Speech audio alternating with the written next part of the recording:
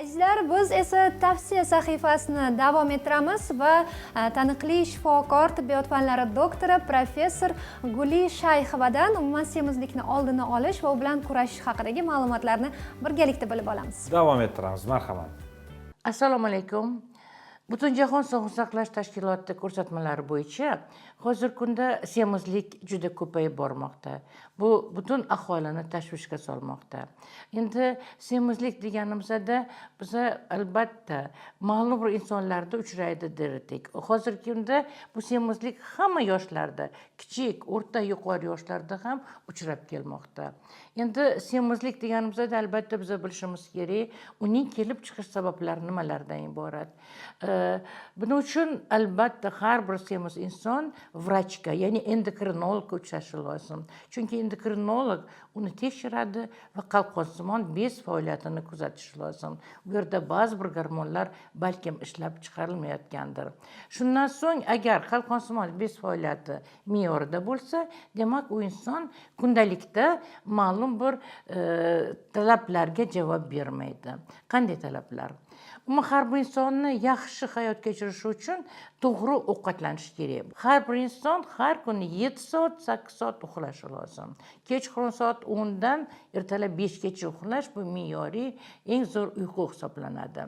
Va uchinchidan doimo harakatda bo'lish kerak har bir inson va to'rtinchidan kunlik ishlarini rejalashtirishi lozim. Masalan, ertalab nima bilan shug'ullanadi va ovqatlanadimi, yuradimi, sog'lom turmush tarziga rioya qilish lozim. Mana shularni demak semiz inson bilishi kerak. Xo'sh, men to'g'ri ovqatlanamanmi, yo'qmi deb. Semiz insonlarda to'g'ri ovqatlanish albatta me'yordan chiqib ketgan bo'ladi.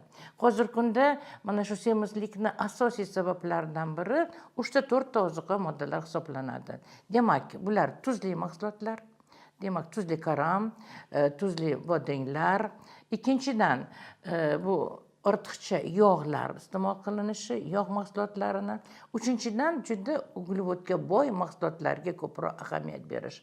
Ya'ni non mahsulotlari, shirinliklar, undan tashqari pirojnilar deymiz. Ya'ni kletchatkasi yo'q bo'lgan mahsulotlar. Bular hammasi semizlikka olib keladi. Bunday holatni oldini olish uchun nima qilish kerak? Birinchidan, har bir inson kundalikda iste'mol qiladigan oziq-ovqat mahsulotlarini, ya'ni semiz insonlar yozib borish lozim. 3 kun, 4 kun davomida ertalabki nonushtadan kechgacha qanday mahsulotlarni iste'mol qiladi va bu yerda qancha yog'li mahsulotlar qancha grammda, tuzli mahsulotlar qancha grammda va uglevodga boy bo'lgan mahsulotlar, ayniqsa non mahsulotlari.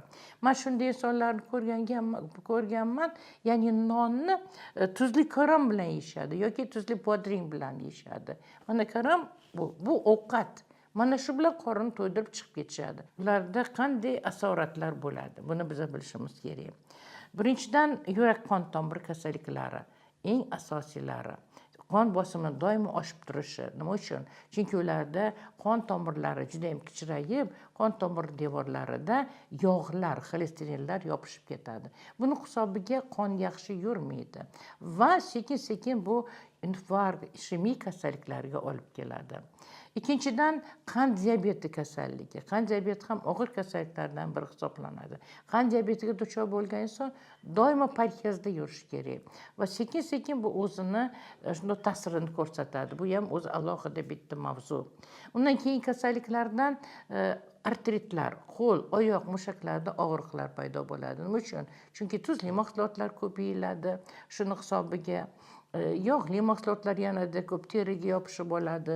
Bu ham bitta kasalliklardan biri hisoblanadi.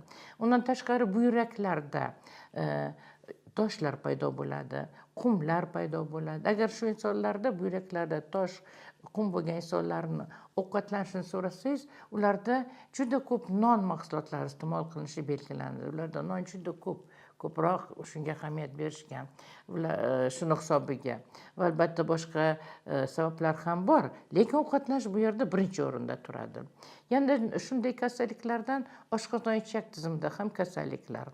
Chunki ko'p ovqatlanganda, demak, oshqozonda ham faoliyati buziladi, oshqozon faoliyati.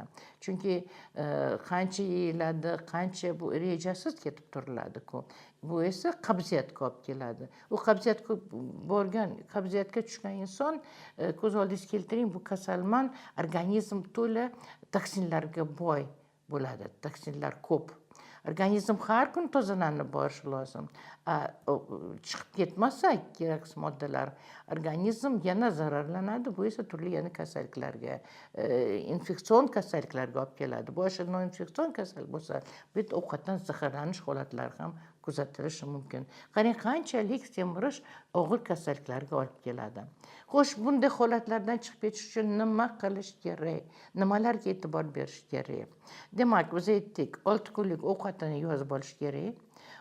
Iloji boricha yog'li, tuzli va uglevodga boy mahsulotlarni ratsiondan chiqarib yuborish lozim. Iste'mol qilinadigan oziq-ovqat mahsulotlari tarkibiga kiritish kerak. Vitamin va mineral moddalarga boy bo'lgan mahsulotlar. Bular salatlar, bodring, pomidor, ko'k piyoz, ko'katlar. Ular hamma vaqt ovqatdan oldin kiritilishi lozim. Undan tashqari albatta suv ichilishi lozim. Oldin bilish kerak, bu mana shu semiz insonlar qancha suv ichadi. Normada 1,5-2 litr mana shu qish-kuz fasllarida. Bahorda ham, yoz fasli kelganda albatta ko'paytiriladi. Qanchalik kun isib ketishiga qarab. Demak, mana shu suvni ham ko'paytirish lozim. Har ovqatlanishdan oldin suv ichib turish kerak stakanda.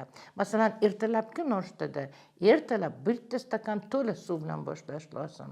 Va ovqat paytida bir marta suv, undan tashqari tushlikmi yoki kechki ovqatmi oldin suv ichish lozim. 1 stakan to'ldirib suv ichilishi kerak. Mana shu suv oshqozonni ozgina bo'lsa ham to'ldirib qo'yadi va ovqatga bo'lgan talabni kamaytiradi. Tibbiy taroz bo'lishi kerak. Bu tibbiy tarozda ertalab turib har kun vaznni o'lchash kerak. Bir xil turish kerak bu vazn. Ko'payish ham, kamayish ham kerak emas. Semiz insonlarda bu vazn har kuni 100 grammdan kamayish kerak. Sekin-sekin kamayib borishi lozim. Birdaniga 1 kilo, 2 kilo emas. Asta-sekin. Mana shunga albatta amal qilish lozim. Mana shu kunlarda mana ro'za boshlandi. Mana shu ro'za davrida mana shu semizlikka moyil insonlar ozishi mumkin. Agar mana shu ro'zani yaxshilab talab bilan tutishsa albatta.